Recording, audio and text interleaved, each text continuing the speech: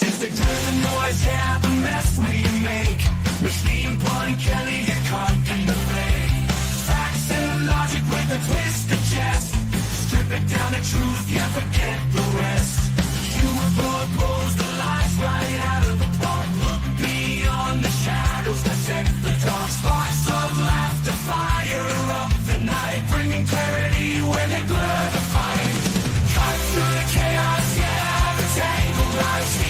Fun Kelly with the sand clear eyes. Truths and jokes gonna rock this show. Step into light where the real facts glow.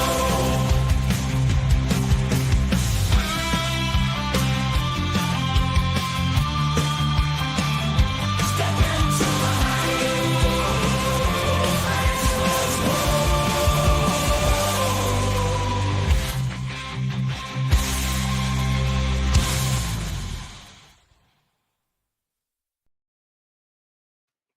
Hey there, welcome to the Punch Show, and thanks for joining me.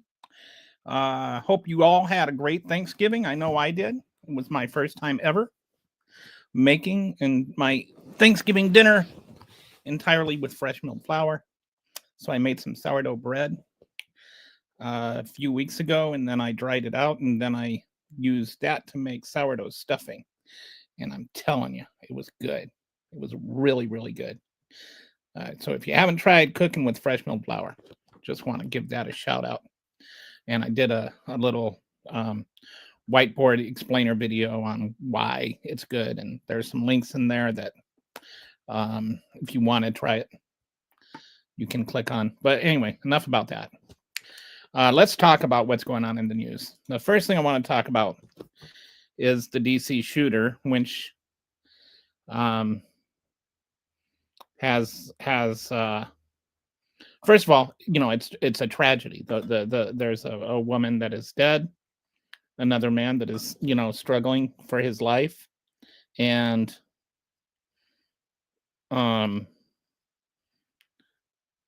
that's a tragedy. And there's another tragedy, which is this man that did the shooting, what happened to him. And I think that there's this kind of drive to turn this man into a terrorist, like especially from the Trump administration. They keep talking about, oh, he was radicalized here, and it's like, who was radicalized by who? What does radicalized mean? Because what I'm hearing is that he was holed up in a room by himself, going on these long drives by himself. Who's doing the radicalizing? I think what happened is he was a 16-year-old kid when he got recruited by the CIA, sent on these violent missions that even our own soldiers are, struggled to come back from.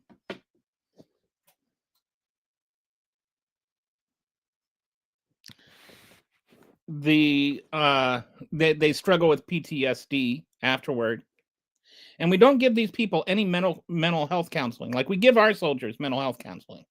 But these people that fought for our side in the Afghan war, who risked their lives and risked their families' lives, because if it had come out that they were fighting for us, their families could have, been targeted. And this man went through some stuff, and he came home, or he came here, and he kind of, maybe PTSD or whatever, and he went nuts, and he shot people. And rather than look at it from what can we do to stop it from happening again, we're looking at it from a position of blame. And I feel like sometimes we get so political about everything that we can't just say, maybe this is not a political thing. Maybe this is just a human thing. Maybe somebody exposed to that much violence actually has, like legitimate mental issues that need to be treated. Maybe because we're not looking at it that way, were ignoring things, ignoring red flags. Like there were red flags, this guy was losing it. And it's not like those red flags were a vetting issue. Those red flags were a medical care issue. He should have been treated when those flags came up. But nope, we got to make it about vetting and terrorism and stuff like that. And so now, you've got Donald Trump just wants to make it illegal for anybody that has pigment to get asylum. He's got 19 nations that now we've got to review everybody. Guess what all 19 nations have in common? If you guess they're all majority people of color, then you're right. Stop telling me Donald Trump isn't a racist. Every day he's doing something racist. This is racist. Oh, one person of color attacked somebody, therefore everybody that is a person of color deserves to die or whatever. Anyway, I just want to say about that, can we please look at this and consider maybe some of these people that were our allies in Afghanistan need mental health help, need some counseling? Is that so hard?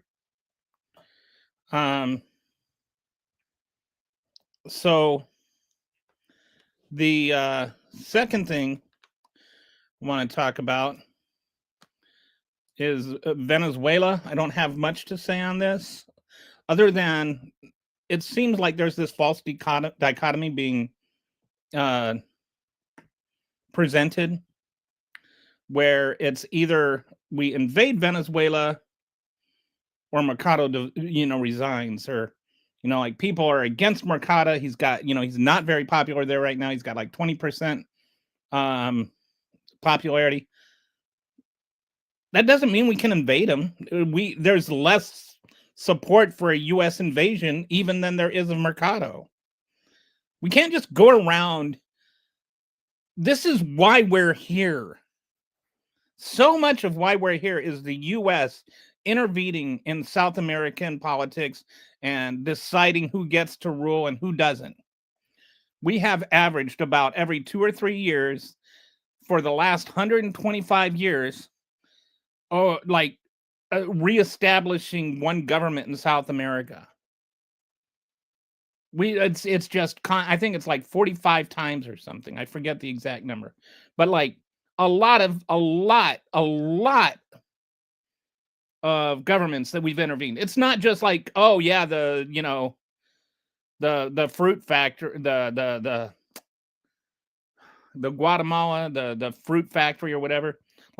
That was one of them, but we act like, we got to go all the way back there. No, it's every couple of years where we're trying to trying to force some kind of regime change. And then we're like, why are they so unstable down there? Well, maybe it's because we keep trying to change.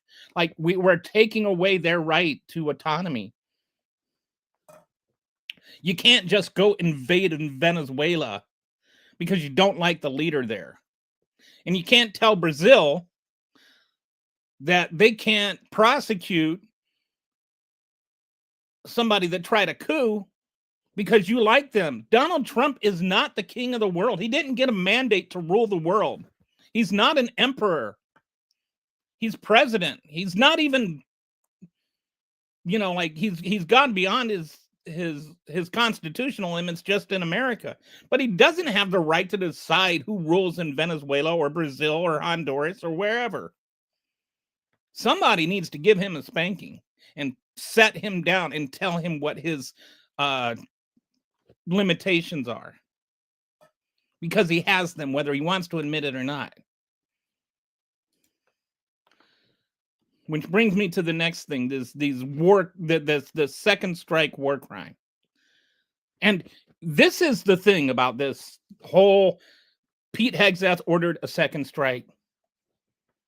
So let me just first say the best case scenario is that this is just a war crime punishable by death, because then he only killed 2 people.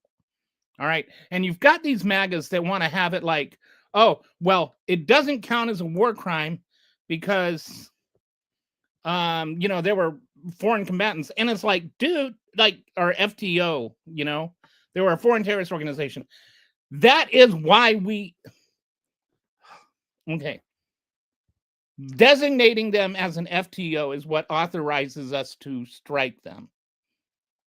Whether they're actually a terrorist organization or not is a whole other thing that is highly, highly questionable and probably illegal. But even if you are, that makes them combatants. That's why we can strike them the first time.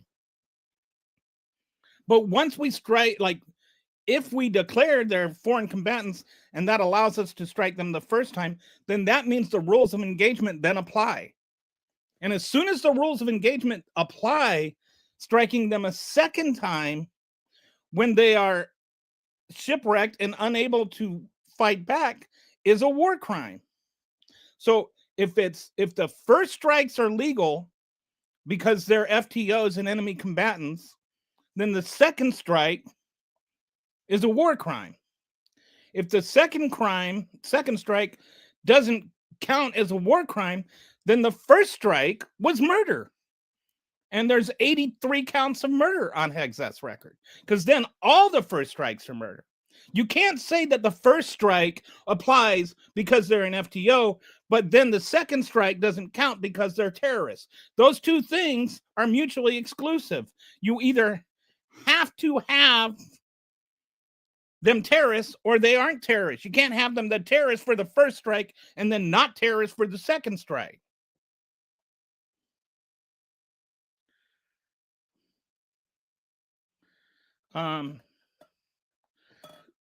So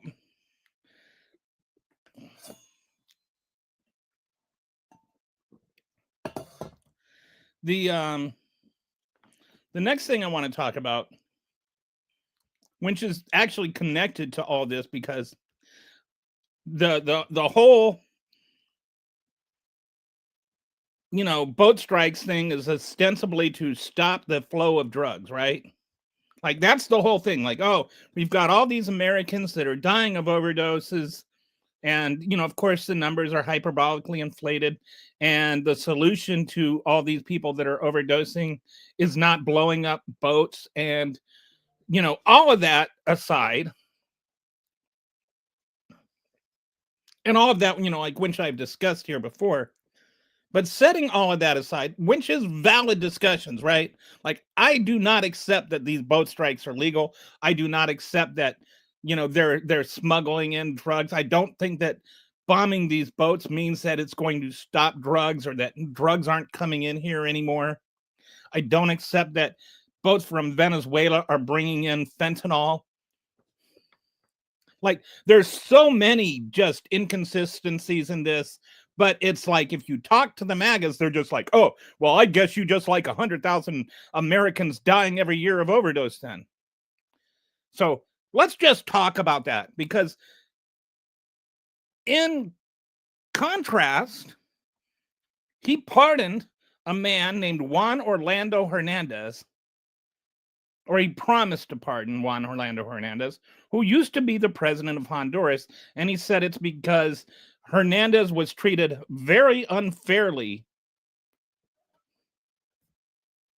I don't know what unfairly means. But here's, in case you don't know, and a lot of people don't, because the news doesn't actually talk about this. They just cover things in 5-second blurbs. But here's the thing. Juan Orlando Hernandez was guilty of a lot of stuff. The investigation into him went on for 10 years. There was undercover operations. There were auto recordings. There were witness testimonies at his trial that included his own brother. He ordered people to be killed. There were ledgers that had his initials in them, like he initialed the ledgers, that recorded trafficking of cocaine. He was convicted of smuggling, or helping to have smuggled, over 400, what was it? I think, let me share my screen with you here. I created a little dashboard. So let me.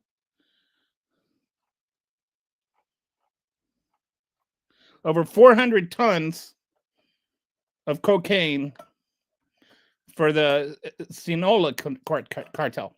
And that cartel, by the way, was called by Merrick Garland the most violent cartel there is. And he said that this one it's the one that smuggles the most fentanyl. The drug that he's so ostensibly worried about was smuggled by the cartel when Hernandez was aiding. All right.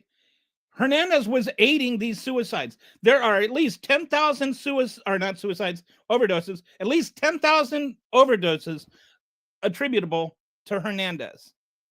The cocaine, there are over 50 million doses of cocaine that he smuggled in.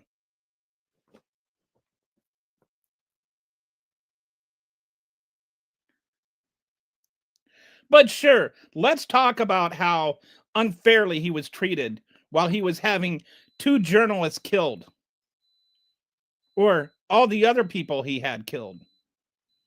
He was not just some kind of tangential victim here. He was a key operator in the cartel. He didn't work. He wasn't part of the cartel, but he was like an ally that really, like used the government.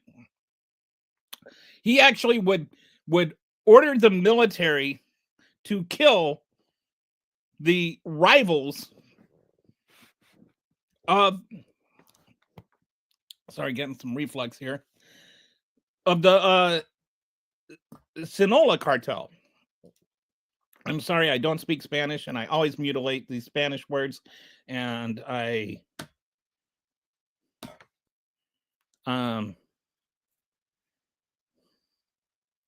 anyway, so why, so I started looking into all this, right? And I'm like, if he is so worried about drugs, if he's so worried about this smuggling, then why are we even pardoning this guy, this drug smuggler? And then I started looking into it, and then there's this other dude. Okay. Cheng Peng Zhao.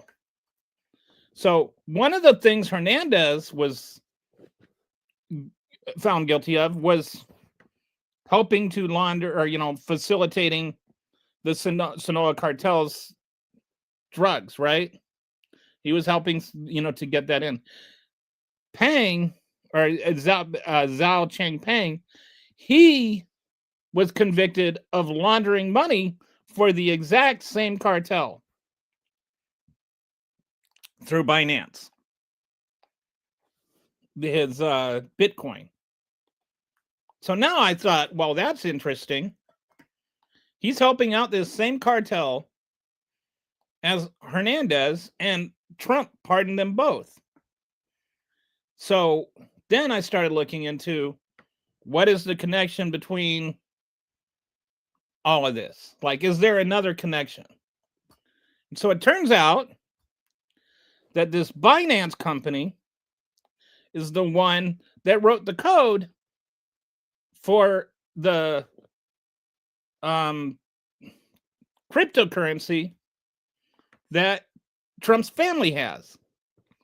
And then I started looking at it more, and in addition to aiding with all the drugs, Juan Orlando Hernandez established what are called Zeeds in Honduras.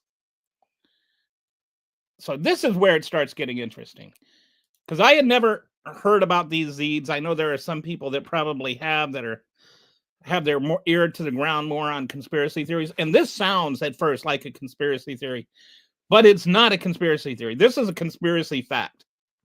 This is actually happening, and it's terrifying. And if you don't know what it is, then you need to wake up and realize what it is. Because this woke me up. I woke up.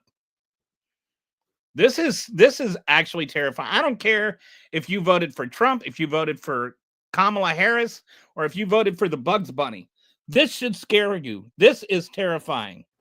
Because what's happening is in Honduras, under Hernandez, they set up these Zeds, which they literally bought a physical island. And they're making what are called corporate city-states, 3 corporate city-states. And one of them is called Prospera. And the key investors to Prospera are all Donald Trump allies, the biggest of which is Peter Thiel, who, by the way, introduced J.D. Vance to Donald Trump, and who is not the architect of Project 2025, but his philosophy is the foundation for the entire thing. This is the man that said that freedom and democracy, can't go together. And so I just wonder what his idea of freedom is. I think his idea of freedom, he's like this libertarian nut job.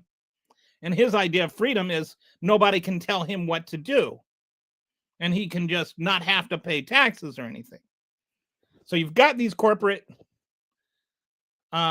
city-states that are being set up on this island. And the 3 of them are these Zeds, and one of them is Prospera.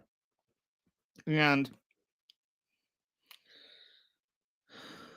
that what they are is you can buy citizenship to those things, and then you can bank out of those places, and those banks are all going to be crypto. They're these cryptocurrency banks where you can buy and sell stuff with crypto, but you can only buy citizenship, right? So you have to be rich to go there. You can't just be some guy that's making 6 figures. You have to be rich. You have to be super duper rich to buy citizenship there. And then it's taxes are 5% of your income, or something almost nothing, right?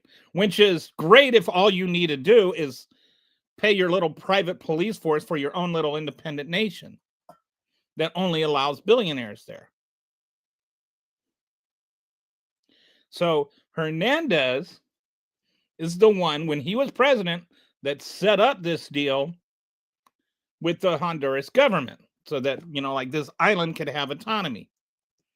Well, the next president came along and said, no, this is really, really bad for Honduras. And so he said, this ain't going to happen. But Peter Thiel had already invested a bunch of money, and some of his buddies, which are all Trump supporters. And so they all decided that they were going to sue Honduras for, what is it? I think, let me,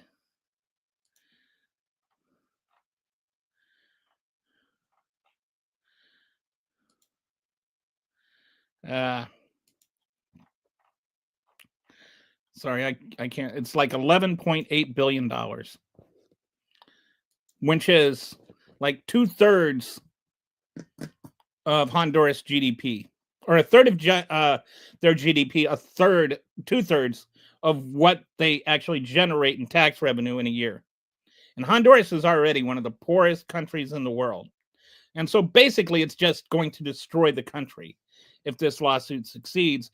And the worst part about it is that this lawsuit was already dismissed by the Honduras Supreme Court, but they went and they refiled it in this international court that Honduras doesn't even belong to, that's going to decide whether or not Honduras can just be broken by these men, right? And so the guy, this Tito guy, that when Trump, tweeted out how he was going to pardon Hernandez, he also said, endorsed a candidate for the Honduras election. And so when he tweeted out that endorsement, that's actually to the guy that is the pro-Zed Hernandez candidate. So none of this is about drugs. All of this is about disease. All of this is about Prospera and these corporate city states. That's what you need to realize. That's what we all need to realize, and we all need to start talking about. If the idea of a corporate city state terrifies the hell out of you, then you're in the right place. But if it doesn't terrify the hell out of you, then you need to wake up. Because what's going to happen is all these billionaires are going to start transferring all their wealth to these private islands and these private city states, and they're going to become citizens of these nations. And then all that wealth is going to be sucked out of all the other nations, which means basically the rest of the world is going to become paupers. This is the word that comes to mind. It's neo-feudalism. They want to turn us all into paupers. While they live like these rich, extravagant lives on their little private islands. And again, I know that how weird that sounds. I know how conspiratorial that sounds. But that is not something that I am predicting is going to happen. That is something they are literally trying to make happen right now. And the people that are doing it are all connected to Trump. And they're all connected through this whole thing that I'm calling a Gordian knot. Okay, so I made this chart thing. All right, so here's Peter Thiel. All right. He's connected to Trump. He's the one that introduced Trump to J.D. Vance and everything. He's good buddies with J.D. Vance. And he's invested in Prospera. And he's the one that actually was behind this lawsuit. Anderson is a big crypto guy. Okay? And he's one of the ones that's going to get a big chunk of TikTok. And he, after the election, talked about how much he was involved with Trump between the election and the inauguration. He's the one that was helping Trump set up his tech policy. So, think about that, right? So then you got so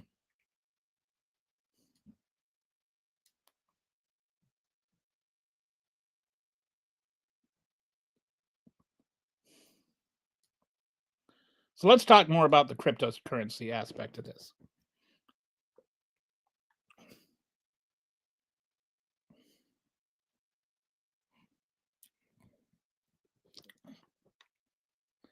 So this I don't know how to pronounce his name, Siverson guy. He's another one that's invested in Prospera. He's also got his own little private island. I think he wants to use Prospera as like a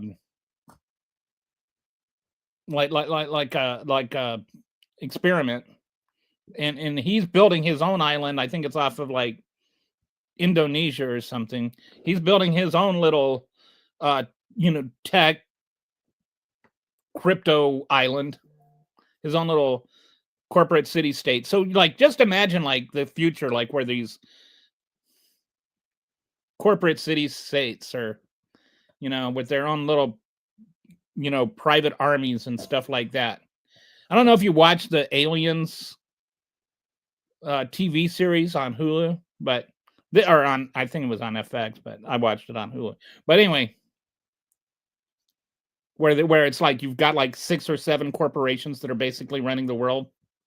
That's what this is looking like.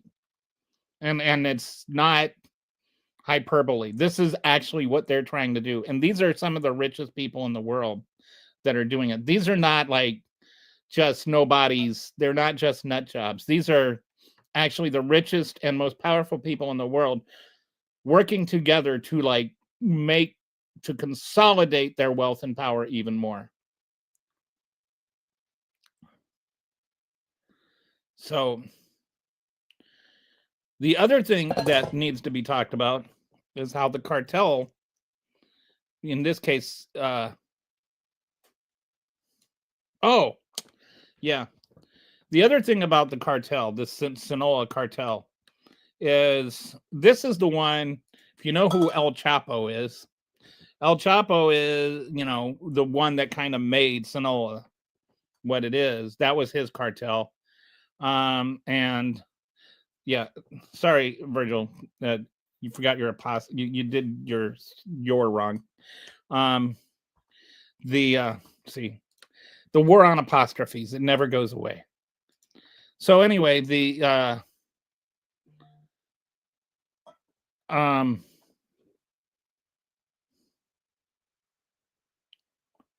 back to the cartel.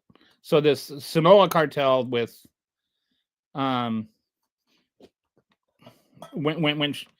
Trump has pardoned the people that laundered money for them, he's pardoned the person that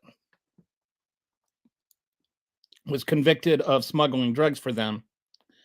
It also there was a guy, his son, when El Chapo died, he had like 4 sons that took, power, and then one of them was busted and prosecuted by Biden, or at least started to be prosecuted by Biden.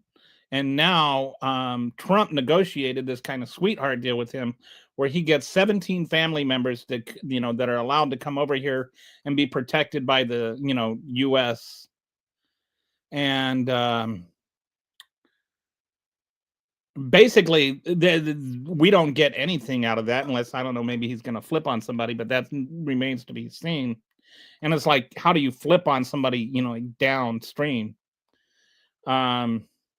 But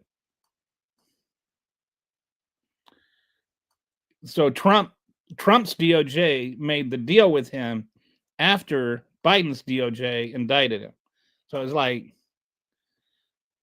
too late, and who knows, maybe there will be a pardon at some point, because all Trump likes to do is pardon the people that actually are guilty. Like I was saying on Twitter, the U.S. is the one country in the world where if you're accused of a crime, you get a missile, but if you are convicted of the crime, you get a pardon. All right, so this whole cartel thing, they're tied into the cryptocurrency thing because the cryptocurrency is the easiest way to launder money. So you get this mesh of like the giant cartels and their money laundering, and you get the billionaires and their tax evasion. And you get them all on their little private islands where they have their little private armies, and the rest of the world can just rot. That's what everybody's always saying, oh, well, you got to keep your eye on the ball. This is just a distraction. I don't think anything is just a distraction, because I think all the other problems are real. I think that like women not being able to get abortions is a real problem. I think that the mass deportations is a real problem. I think that like the fascism is a real problem. All the other things are the real problems, but this is the most real problem that we're not paying attention. This is what we're being distracted from. Is this trying to coerce or to consolidate all the wealth and power in the world into like a few tiny corporate city states that you have to buy citizenship to get into. And Like, that's scary to me. It's scary to me. We need to like be aware of what's going on.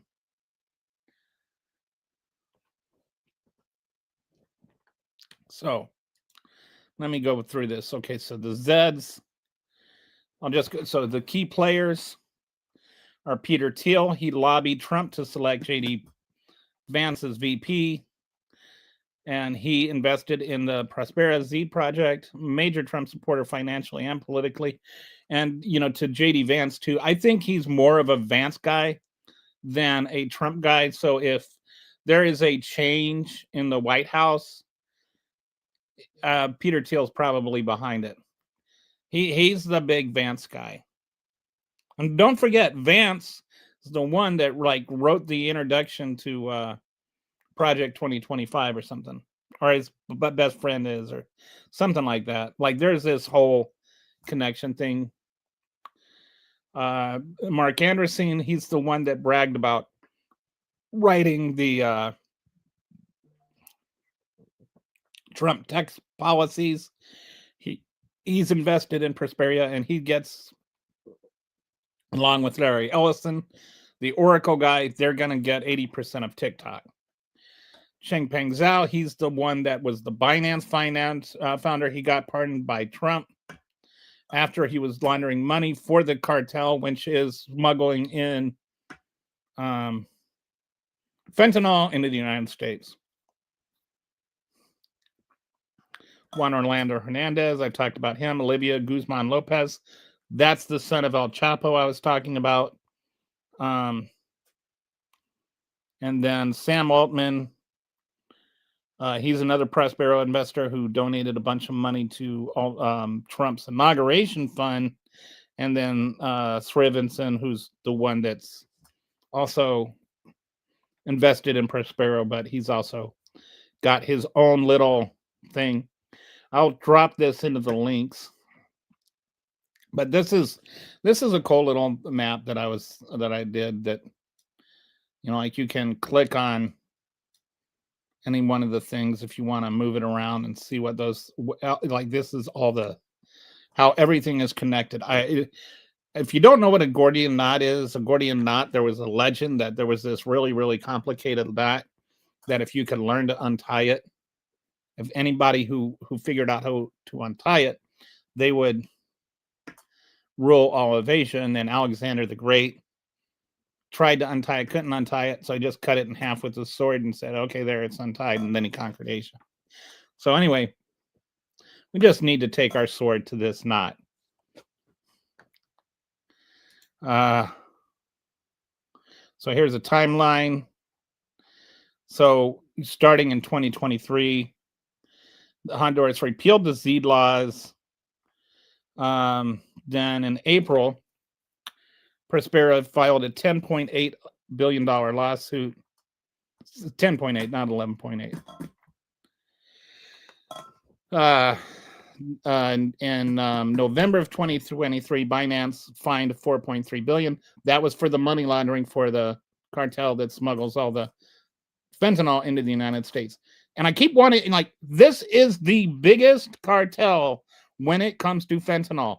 Every time a conservative or a Republican or a MAGA whines about fentanyl, ask them why Trump is aiding the smuggling of fentanyl into the United States by pardoning the guy that lets them launder their money, and why he's pardoning the guy that helps them smuggle their drugs. So in 2024, when Biden was still president, Guzman was captured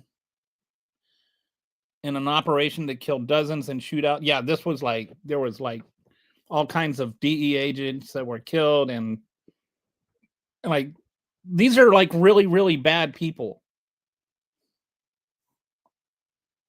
So in April of 2024, Zhao was sentenced to 4 months in prison. I don't think the pardon got him out of prison. I think the sentence was done, but I think the pardon like takes away the conviction so that now he can like go back into laundering money. But I think that's still up in the air as to whether or not he'll be reinstated. So then in November 2024, Donald Trump won the election. Then he was inaugurated. And then just a few months later, Guzman got his plea deal where he was able to get his 17 family members over here with U.S. government protection. And then just in October 2025, Zhao was pardoned. And then, I don't think I mentioned this yet. Go back to the network map. Okay, see this connection between Zhao and Binance and Trump? All right, so what happened is that Binance, right after he was pardoned, announced that they were going to, were collaborating with Trump for this Trump coin. And he was getting like a chunk of this other coin. Anyway, long story short, Trump's made like $11 billion off of that pardon. Well, depending on the value of it at any given moment. But they wrote the code for his crypto. And he's getting all of this money because he pardoned the guy that laundered money for the traffic, the drug cartel that brings in fentanyl. But you're going to tell me he's like just, like killing people on the boats in the high seas because he's worried about fentanyl? Oh, and here's the other thing. Hernandez, remember I was telling you that one of the things that he was, that he did was he was just, like he created this illusion that he was a big anti-drug cartel guy. But then he was using the government to go after all of the rivals for what's the name of it again? The Sinaloa cartel, right? So he was working with the Sinaloa cartel. He was using the government to go after the Sinaloa cartel's rivals while he was supporting the Sinaloa cartel. All right. Guess what? Guess what all the 22 boat strikes have in common? All of them target rivals of the Sinaloa cartel. Not one of them targets the Sinaloa cartel. All of them just target their rivals. So, starts to sound kind of fishy, isn't it? So, isn't he trying to provoke Venezuela and get back at them? I'm not quite sure how Venezuela ties into all this, whether that's just one of his distraction things or if there's some kind of connection, but I need to look into that because I think that there's a distinct possibility that this has got something to do with all of this mess. Okay. So,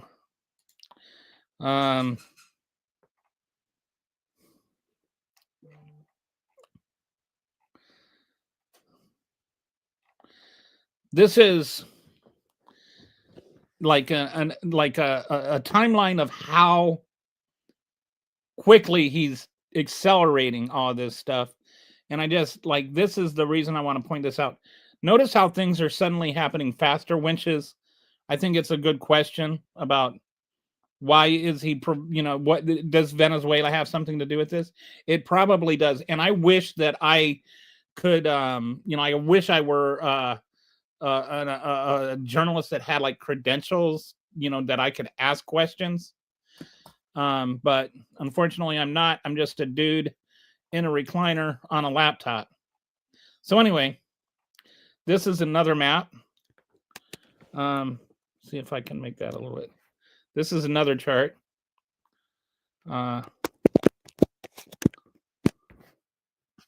So this is like a radiograph, and that looks at,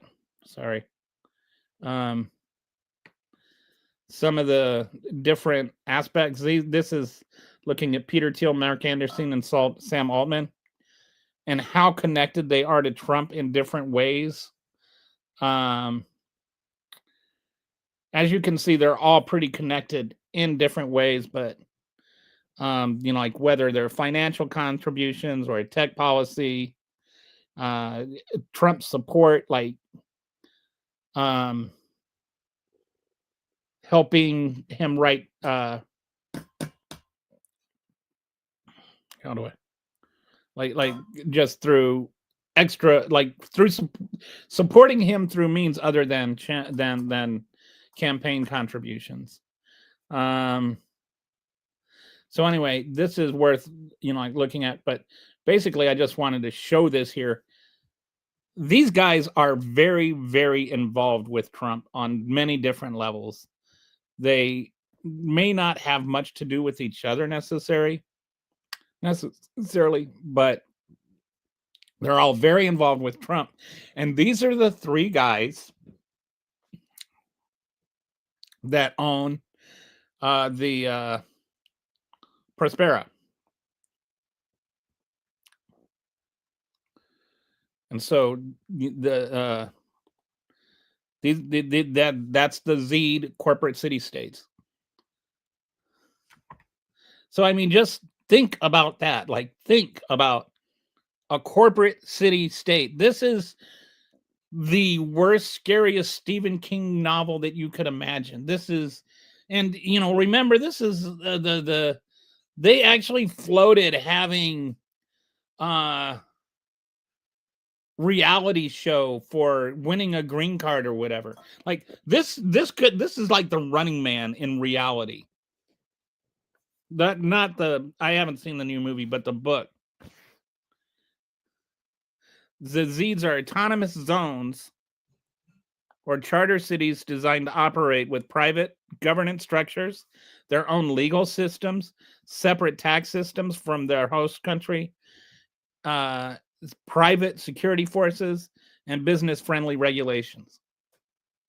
So just think about that. Like, who wants all that stuff?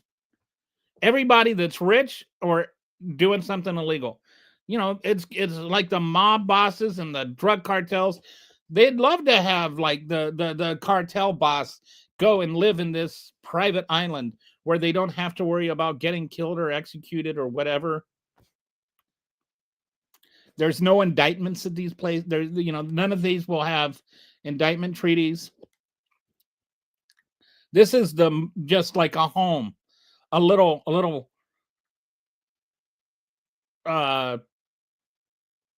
safe house for all the richest, most powerful, most evil people on earth. And they just have their own little corporate city states where nothing can touch them. And they run the world.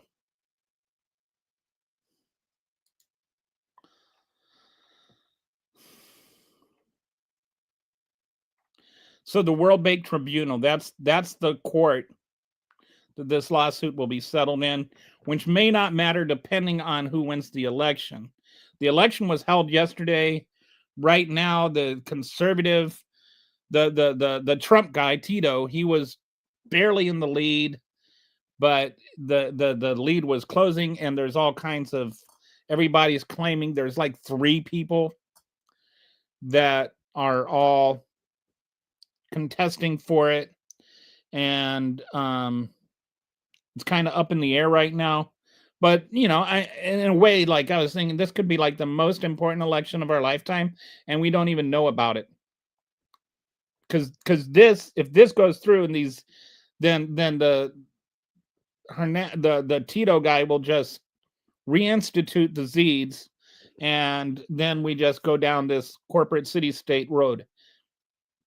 And I don't know how I can emphasize enough. I don't care if you voted for Trump or if you voted for Kamala Harris or if you voted for the Bugs Bunny. Like, this is like really going to affect you. This is going to destroy the world. All right. So now, cryptocurrency is digital money secured by cryptography and recorded in a public ledger. Its value is determined by what people are willing to pay for it. So the president, like, the thing about cryptocurrency is it has no real absolute value. It's just And I mean, in a lot of ways, it's like any other currency, like the dollar or whatever, which is why it can fluctuate. But cryptocurrency is much more fluid even than like regular currency because there's no underlying economy behind it.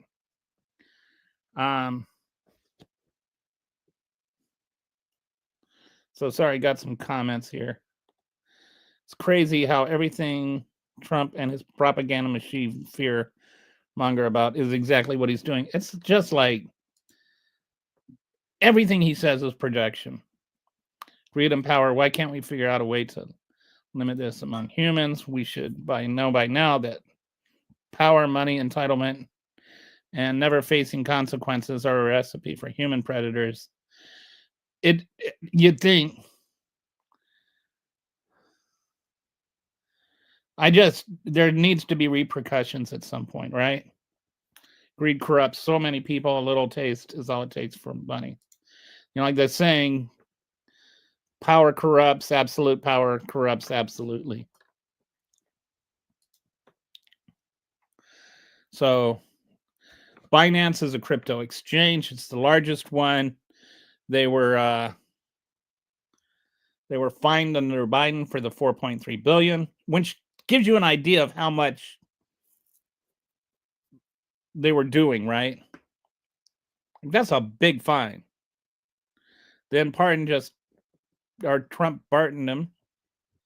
Then after Trump pardoned them, there was still an ongoing investigation that revealed the cartel laundering. And Trump didn't care. No more action.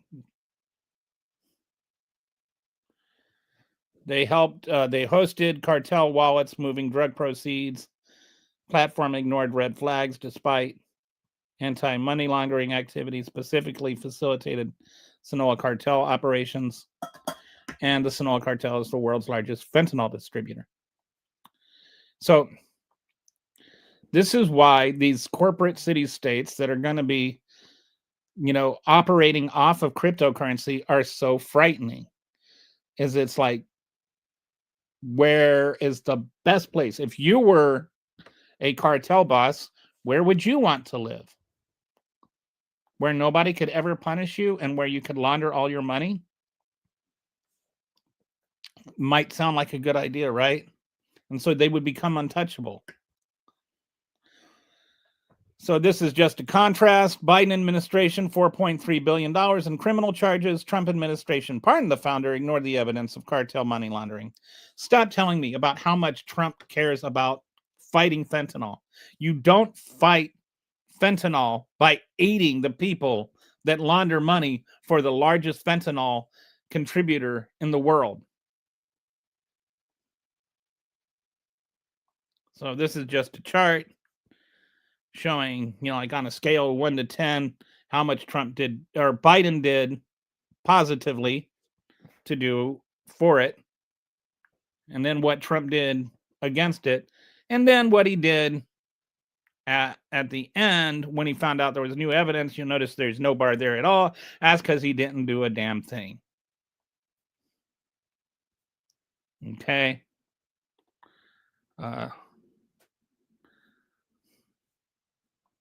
So then,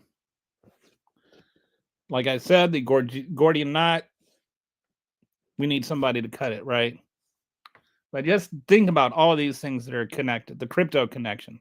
Binance facilitated the Sinaloa cartel. Binance founder, Zhao, was convicted and sentenced. Trump pardoned Zhao. Trump has personally invested in cryptocurrency to the tune of billions and billions of dollars. At one point, crypto was like 90% of his wealth. It's come down a little bit because the value of his current cryptocurrency came down. But there's like billions and billions of dollars that he and his family have in crypto. And we spent 3 years talking about the Biden crime family because Hunter Biden paid back Joe Biden because Joe Biden covered a few truck payments for him. And they were sitting there parading around this check like this $700 check or whatever it was. Like it was some sort of smoking gun.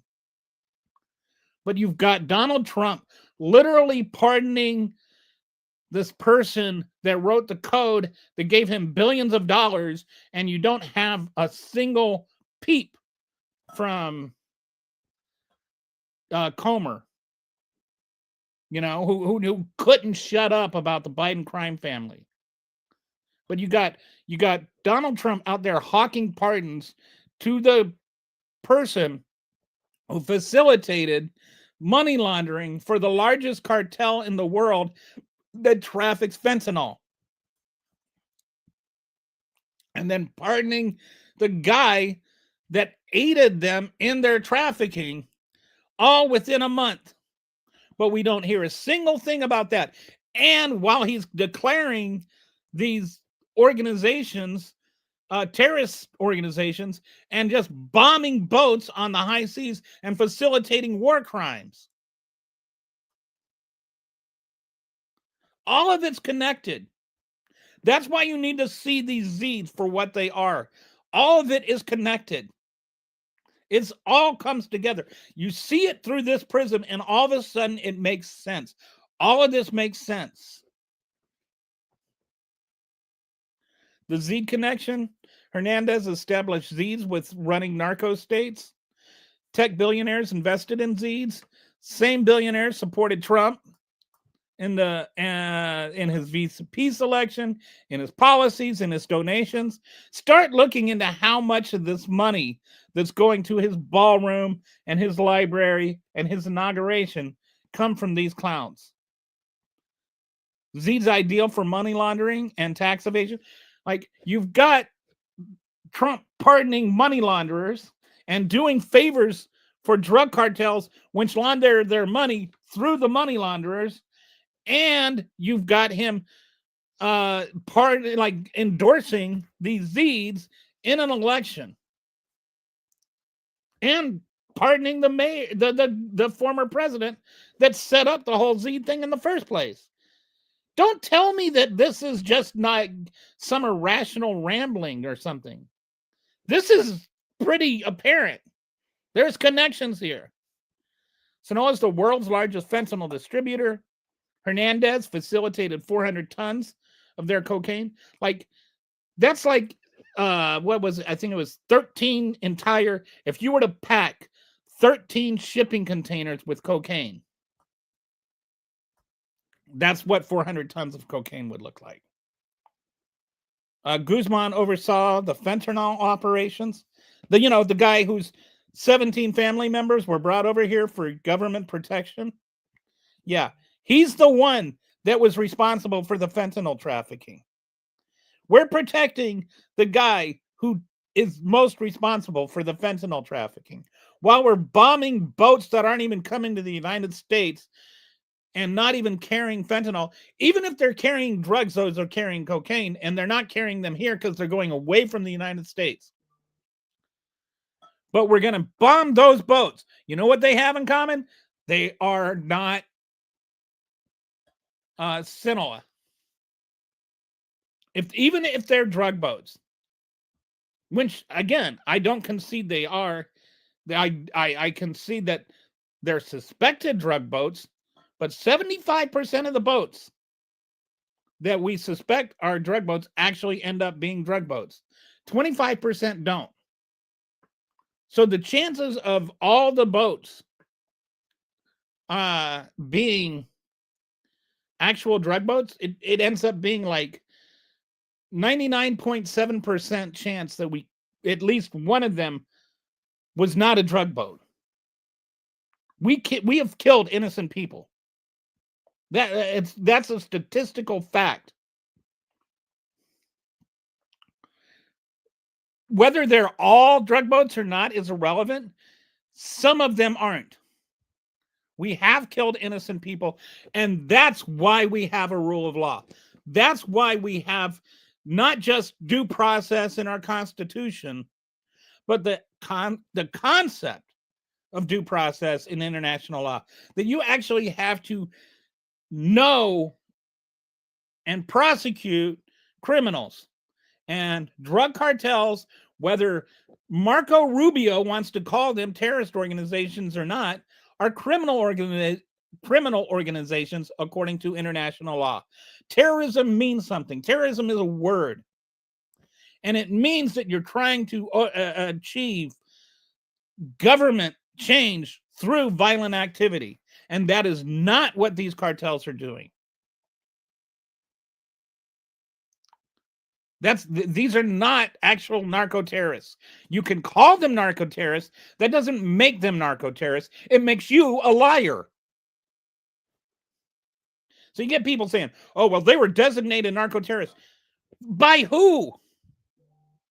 That doesn't make them a narco terrorist. If I say Marco Rubio is a potato, he doesn't magically become a potato. Calling somebody something doesn't make them that thing. They either are or are not that thing, regardless of whether you acknowledge it or not, regardless of what you call it. A cartel is a criminal organization, not a terrorist organization. By definition, by the meaning of the words, I don't care what Marco Rubio designated anything. But anyway, Trump seems to be dedicated to going after the rivals of the cartel that he likes, the one that is smuggling the most fentanyl into the country. Don't lecture me about how I don't care about people dying of overdoses. You don't care. If you're defending Trump in this, you don't care.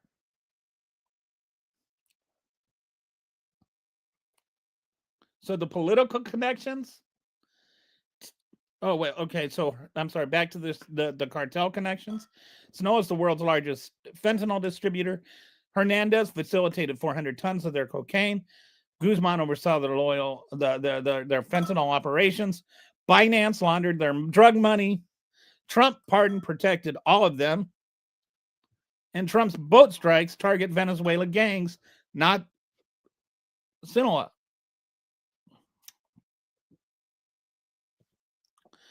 The political connection. Teal lobbied for Vance as VP. Anderson designed Trump's tech policies. Anderson is set to receive 80% of TikTok. Altman donated $1 million to Trump's inauguration. All of them are Prospera investors and all benefit from Trump's policies.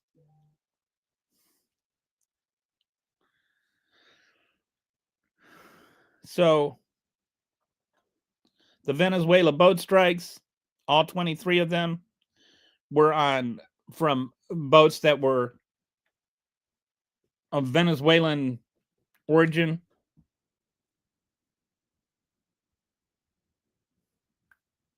The $4.1 billion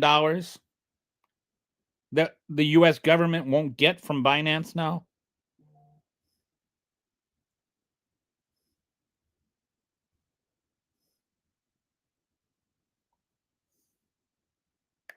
The Hernandez policy, pardon, and the Guzman deal with Sinaloa.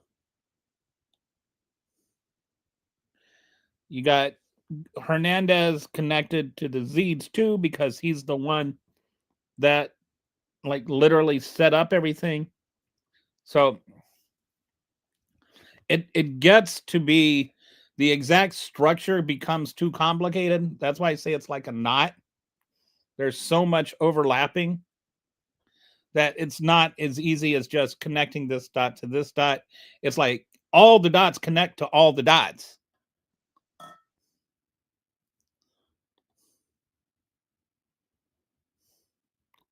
Sorry, Pumpkin. I was on the other screen, so I didn't see all your...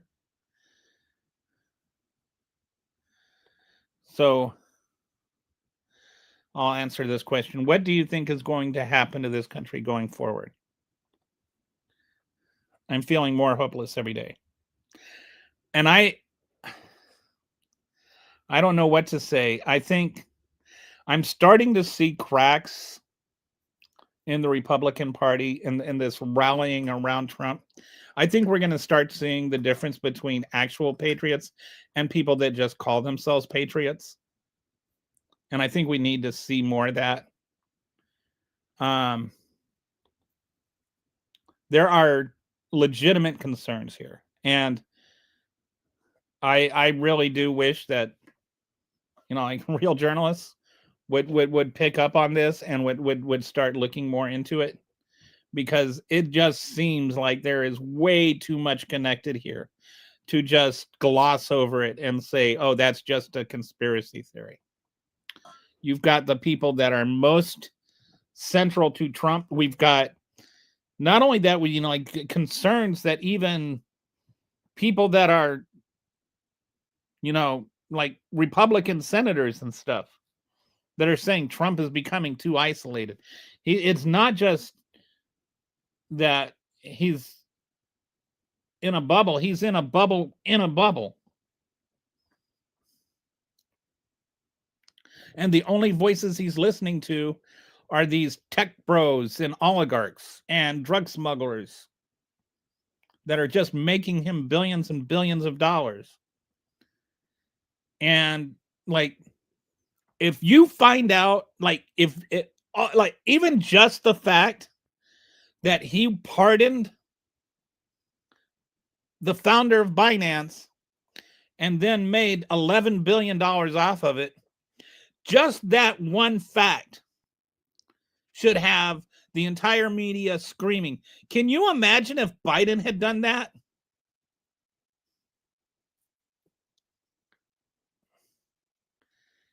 If Biden had pardoned, because guy was there, he was convicted while he was president, right? Can you imagine if Biden had pardoned him and then Binance wrote the code for Hunter Biden's cryptocurrency and then it was worth like $11 billion?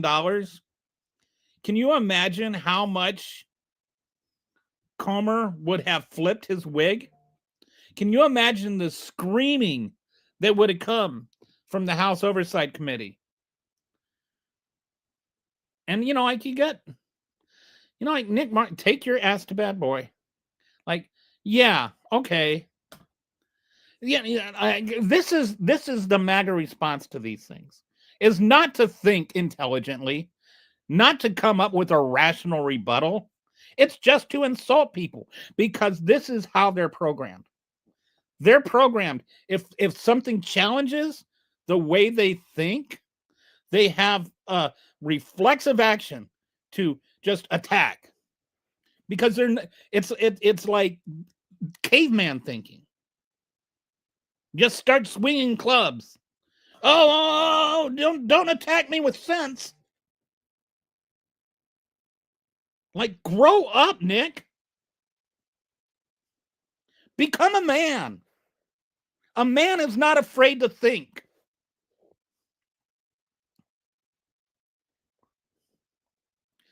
These are real things that are happening. You have the Secretary of War, and I use that incredibly ironically,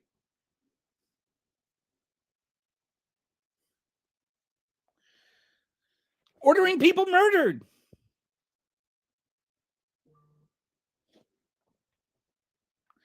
And your concern is that whoops, I forgot to put up the right banner, but oh well. Your concern is me? Like, grow up, dude. Just grow up. Try and, like, just stop with the juvenile insults and actually think about things. Your mother would be proud of you if she, if she knew you were capable of thinking like an adult.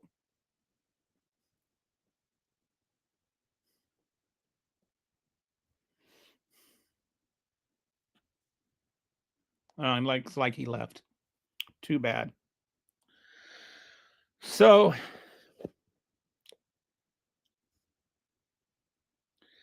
the Venezuela thing, I wouldn't be surprised if this was just about to get the right gangs, to go after the gangs, the Sinaloa enemies gangs. They're like the rival cartels. Use the U.S. military to get out the bad guy cartels. It's interesting. Why are you arranging this deal with Guzman? Why are you pardoning Hernandez? Why are you pardoning Chow? Like, why? Why? Why? Ask yourself these questions. Why? Why is he doing this? Like, really ask yourself. It's an honest question, right? It's a valid question. He is sitting there creating these deals for the largest smuggler of fentanyl into the United States while he's declaring war. And not just, like the boat strikes, but ostensibly this was the whole reason for the drug, or for the trade war with Canada and Mexico, right? Because they were letting all the fentanyl in. Why are you sitting there and taxing American citizens over fentanyl coming into Mexico, and then trying to facilitate fentanyl coming into the United States? I don't understand how you reconcile those things in your head if you're a MAGA. There is a conflict there.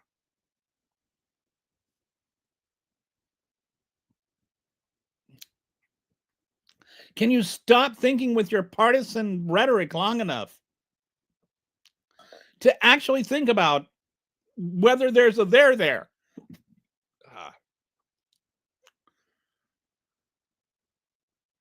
Anyway, I think that's all I've got for today. I appreciate you guys. So I appreciate you. I'm glad I came across your channel. I subscribed. It's a breath of fresh air to hear from an intelligent man. Thank you, Pumpkin. That's what I call my cat. Well, I call him Pumpkin, actually. But anyway, and Punkin. So like you're my kin. I'm Pun, and you're Punkin. So anyway, all right. I'll talk to you. I'll talk to you guys later. And so your cat, is that a cat in your bio, on your picture? I can't really tell from here. The cat in a cowboy hat. All right.